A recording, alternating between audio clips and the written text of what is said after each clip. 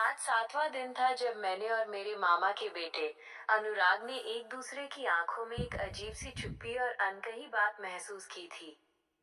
ये मेरी गर्मी की छुट्टियां थीं और मैं 20 साल की अनन्या अपनी माँ के साथ मामा के घर आई थी। अनुराग मुझसे 1 साल छोटा था, 19 का।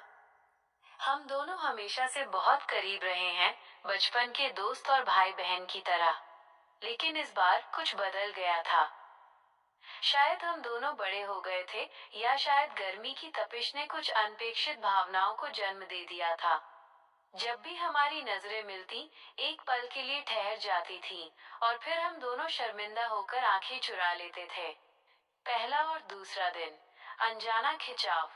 पहली रात अनुराग और मैं छत पर तारों को देख रहे थे, जैसा कि हम हमेशा करते थे।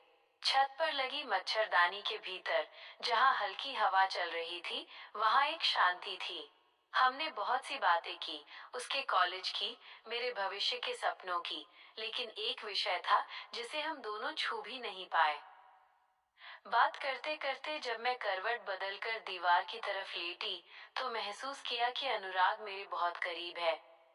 उसका हाथ, जो अब तक मेरे सिर के पास था, धीरे से नीचे सरका और मेरी कमर के पास रुक गया। ये अनजाने में हुआ था या जानबूझकर मैं तय नहीं कर पाई। मेरी सांसें तेज हो गईं और मैं चुपचाप लेटी रही। अनुराग ने जल्दी ही अपना हाथ हटा लिया और उस रात हमने फिर कोई बात नहीं की। अगले दिन हर बात में एक अजीब सी झिझक थी। अनुराग अक्सर मुझे देखकर मुस्कुराता, पर फिर नजरें झुका लेता। तीसरा और चौथा दिन, इज्जत का सवाल। चौथे दिन जब हम दोपहर में घर के पिछवाड़े आम के पेड़ के नीचे बैठे थे, तो अनुराग ने हिम्मत जुटाई। अनन्या दीदी, उसने धीरे से कहा, क्या तुम्हें पता है, मुझे लगता है कि मैं तुम्हें एक अलग नजर से देखने लगा हूँ। मेरा दिल जोर से धड़क उठा, लेकिन मैंने चेहरे पर कोई भाव नहीं आने दिया। अनुराग, हम हमेशा से भाई बहन रहे हैं, मैंने दृढ़ता से कहा। हमारा रिश्ता बहुत पवित्र है।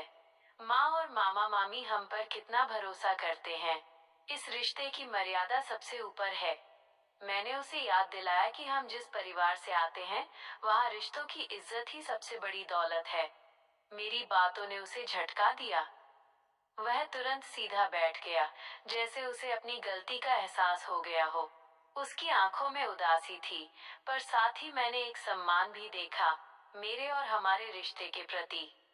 पांचवा और छठा दिन, दूरी और सम्मान। उस दिन के बाद से अनुराग मुझसे कुछ दूरी बनाकर रहने लगा।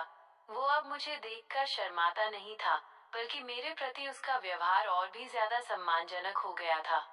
जब मैं कमरे में होती थी, तो वो जल्दी से बाहर चला जाता था, ये सुनिश्चित करते हुए कि मैं असहज न महसूस करूं।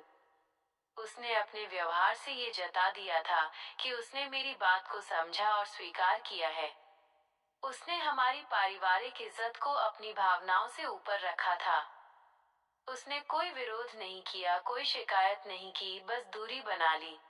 ये दूरी मुझे चुभती थी, पर साथ ही ये एक गहरा और सच्चा सम्मान भी महसूस कराती थी।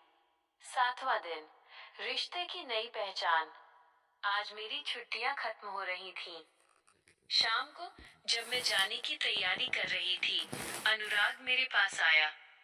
दीदी, उसने धीरे से कहा, तुम जा रही हो? मुझे दुख है। मैंने उसके कंधे पर हाथ रखा। मुझे भी अनुराग। तुमने जो कहा वो सही था, उसने मेरी आंखों में देखते हुए कहा।